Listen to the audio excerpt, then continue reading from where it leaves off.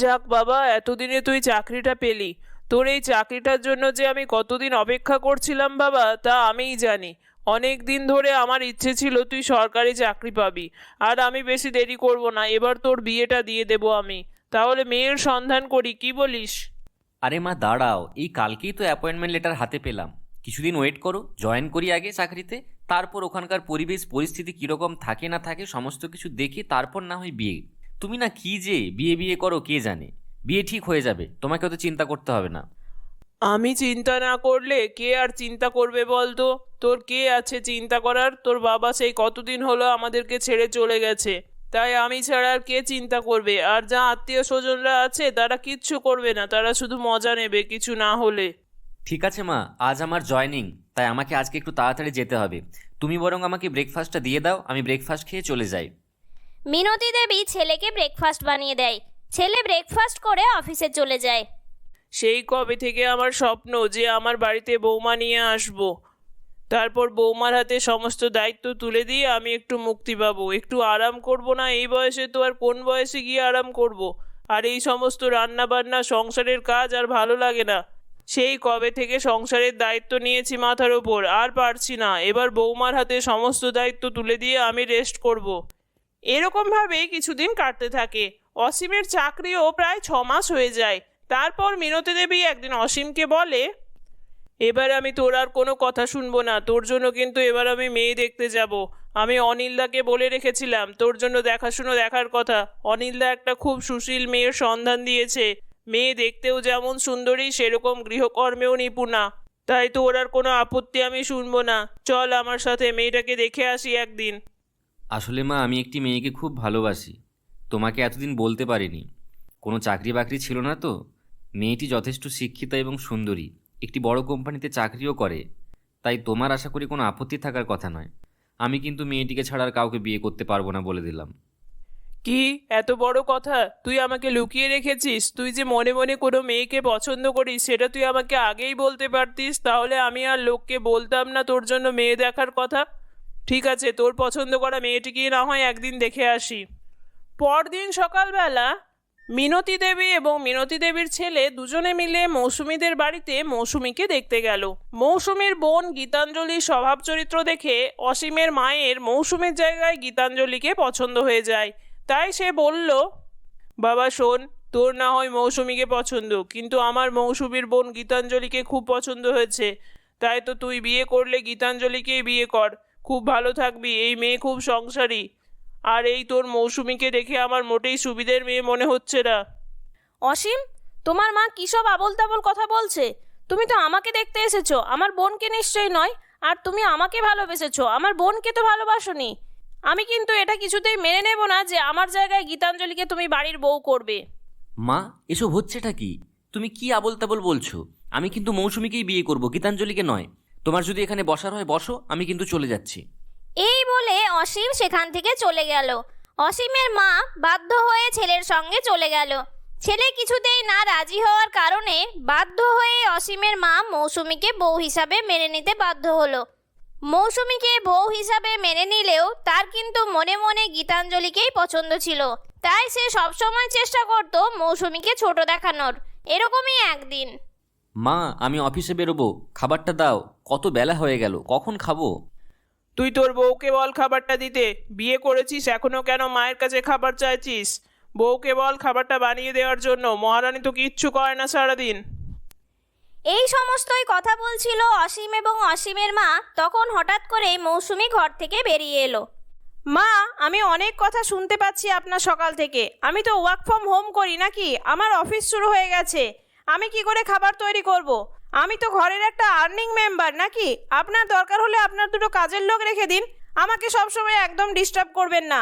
আর এই সমস্ত ঘরের কাজে আমাকে একদম জড়াবেন না। আমার অনেক কাজ থাকে। আমার বোনের সঙ্গে আমাকে একদম গুলিয়ে ফেলবেন না যে সারাদিন আমি সংসারে কাজকর্ম করব। না না, আমি তোমাকে তোমার বোনের মতন কেন মনে করব? আমি তো ওটা ভাবতেও চাই না। তোমার বোন তো এই কদিন আগে এসেছিল, দেখলাম কি লক্ষ্মী মেয়ে। কোনো কাজ আমাকে করতে দিচ্ছিল না, সমস্ত কাজ নিজে করছিল। এমনকি তোমার সমস্ত সেবা শুশ্রূষাও তোমার বোনই করছিল। আমার ছেলে যে কি দেখে তোমাকে পছন্দ করে নিয়ে এলো কে জানে। আর আমাদের বাড়িতে কি কোনো অভাব আছে নাকি যে বৌমাকে চাকরি করতে হবে, না হলে আমরা খেতে পাবো না? মা, কি সকাল সকাল শুরু করলে বলো তো? তোমাদের জ্বালায় তো একটু শান্তি করে খাবারও খেতে পারি না। দূর, আর ভালো লাগে না, ঘরে এক অশান্তি। আমি অফিসে চলে যাচ্ছি। এই বলে অসীম অফিসের উদ্দেশ্যে বেরিয়ে গেল এবং মৌসুমীও গজগজ করতে করতে রুমে চলে গেল। এমন সময় হঠাৎ করে গীতাঞ্জলি বাড়িতে এলো। মাসিমা, আপনার শরীর কেমন আছে? ও মা, আপনি তো অনেক দুর্বল হয়ে পড়েছেন আগের থেকে। আপনি কি করে এত দুর্বল হয়ে পড়লেন? সংসারে এত কেন কাজ করছেন কে জানে। আমাকে তো খবর দিতে পারতেন আপনার যদি এত চাপ বেড়েছে সংসারে। আজকে থেকে আমি চলে এসেছি, আর আপনাকে কোনো কাজ করতে হবে না। আপনার কোনো চিন্তা নেই, আপনার সমস্ত কাজকর্মের দায়িত্ব এখন আমার। তুই এত ভালো কেন রে মা? তোর দিদিটা যদি তোর মতো একটু ভালো হতো তাহলে আমার জীবনটা জুড়াতো। এই জন্যই আমি বলেছিলাম খোকাকে যে তোকেই বিয়ে করতে, কিন্তু সে যে তোর দিদির মধ্যে কি দেখলো, তোর দিদিকেই বিয়ে করে নিয়ে আসলো। ওই সমস্ত কথা ছাড়ুন মাসিমা, পুরনো কথা বলে আর লাভ নেই। যা হয়ে গেছে হয়ে গেছে। আচ্ছা, আপনি বসুন, আমি আপনার জন্য একটু চা বানিয়ে নিয়ে আসছি। দাঁড়ান, দুজনে মিলে বসে বসে চা খাবো আর গল্প করব। তাছাড়া দিদি তো এখন অফিস করছে, সে তো উঠবে না। দিদিকে আমি এই সময় বরং একটু ছাঁচ বানিয়ে দিয়ে আসবো। আসলে ও বাড়িতে থাকলেও এই সময়টা ছাঁচই খেত। এরকম সময় হঠাৎ করে মৌসুমী রুম থেকে বেরিয়ে এলো এবং এসে বলল, কি রে, কখন এলি? বাড়িতে বাবা মা সবাই ভালো আছে? এসে তো একটা নকও করিস না।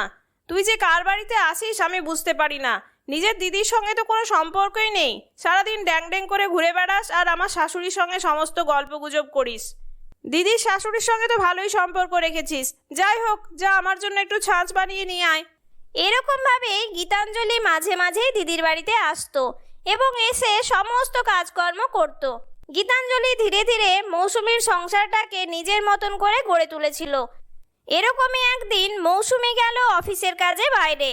তখন মৌসুমীর শাশুড়ি একটা মনে মনে প্ল্যান করলো। এই সুযোগ, বৌমা বাড়িতে নেই, এই সুযোগে বৌমার বোনের সঙ্গে আমাকে আমার ছেলের বিয়েটা দিয়ে দিতে হবে। তারপর এসে বৌমা যা করবে আমি দেখে নেব। এরকমভাবে বুঝিয়ে সুঝিয়ে গীতাঞ্জলির সঙ্গে অসীমের বিয়ে অসীমের মা দিয়ে দিল। আর অসীমও মায়ের খুব জেদাজেদির কারণে বাধ্য হয়েই এক প্রকারের নিজের শালীকে বিয়ে করে। যদিও মৌসুমীর কোনো কিছুই জানা ছিল না। কিছুদিন পর মৌসুমী বাড়ি ফিরল। মৌসুমী ফিরেই তো অবাক হলো। সে দেখলো তার নিজের ছোট বোন তার সতীন হয়ে এসেছে।